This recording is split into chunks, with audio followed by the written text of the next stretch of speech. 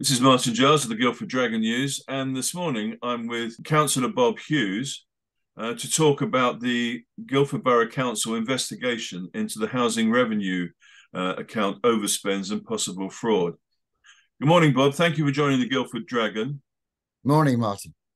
Now, in the debate the other night at the full council meeting on the Conservative motion to create a special committee to hear update reports of the investigation into the HRA overspends and possible fraud, you said that your only source of information was the Dragon, but you had no idea if that was correct. I took a bit of issue with that because we take very great care to make sure our reports are as correct as possible. Although, of course, they do include statements from people which we cannot check, but nonetheless are important to the story. I think what I was trying to say is that because of a lack of openness and, frankly, a lack of traction in getting things done by the Liberal Democrat Council and the secrecy in which they're doing everything, you are indeed our only source. Now, because they're not confirming any of the numbers, I'm pretty sure your numbers are right. And what I was implying actually is that the Guildford Dragon's doing a good job in getting some information out there, which the public and indeed councillors are entitled to have. Good. Well, thank you. That's cleared that up.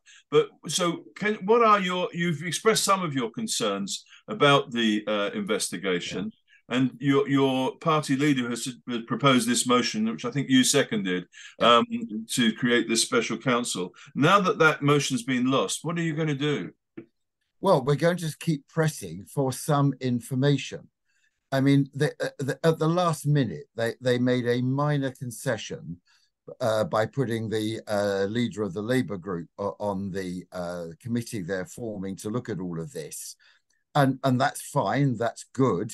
But still, effectively, the Liberal Democrats, and it may be they're completely blameless. I make no accusations about what they may or may not have done. But what we do know is that they're marking their own homework. They're the people who were in power when all of this happened, and yet they're the people who are investigating with very little outside influence on it. And there should be. I mean, the committee. They have got independent investigators from Reigate Council coming in, haven't they? Yeah, yes, they have, and that's fine. But we're the councillors, we're the people who are supposed to be the guardians of the people's money. And really the involvement of the council it amounts really to just secrecy on behalf of the executive of the council.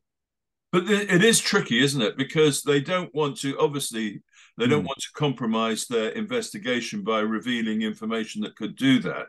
Is it that you think there is information they could reveal that wouldn't compromise the investigation? Well, I think what they could have is all parties involved. And I think that all parties would be prepared to be involved. Of course, it has to be kept confidential. But if I knew that certainly the leader of my group had that information and was satisfied with it, then I would be satisfied. But when the only people really who are getting this information are from the governing party, and it's in a, frankly, they're not getting on with it. It's too slow.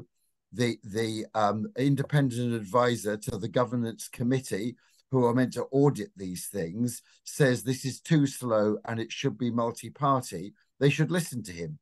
He's completely independent, and they may not like what he says, but he says it from a basis of information and knowledge.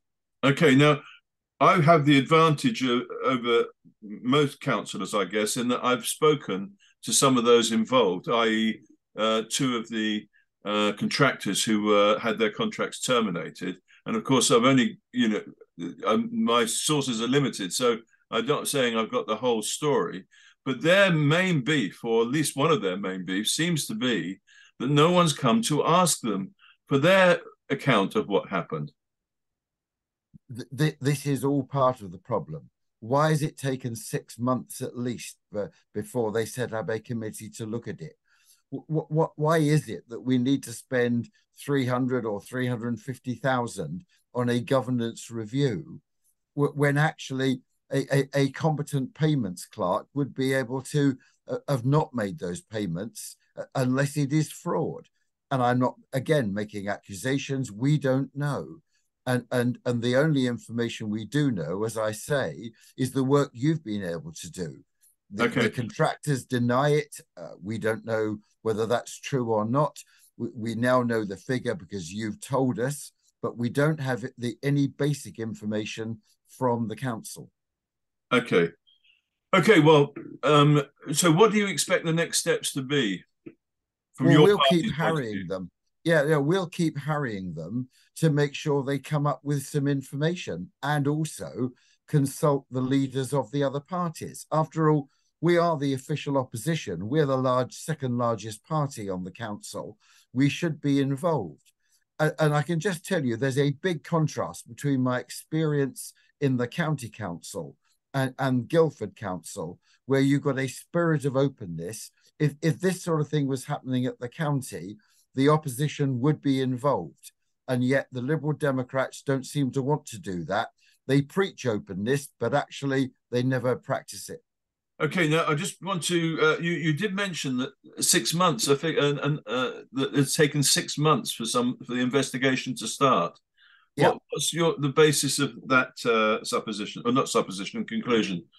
Well, they revealed this very shortly after the elections in May, and the paper setting up this new committee was put to the governance committee last week and endorsed by the council this week. Or rather endorsed by the executive later. And, you know, why so long? If they think there are systematic things that are wrong, they should have set that up immediately. Sorry, I'm still not clear. So when do you think the issue was first, the people were first alerted to the overspend issue? Well, it was about the end of May, wasn't it? Something like that. Right. But with no detail whatsoever. As I've said before, there were okay, but you think that this specific overspend was identified then? Yeah. Okay. Yeah. Okay. Right. Well, Councillor Bob Hughes, thank you very much for giving your time this morning, and it would be interesting to see what happens next. Thank you, Martin.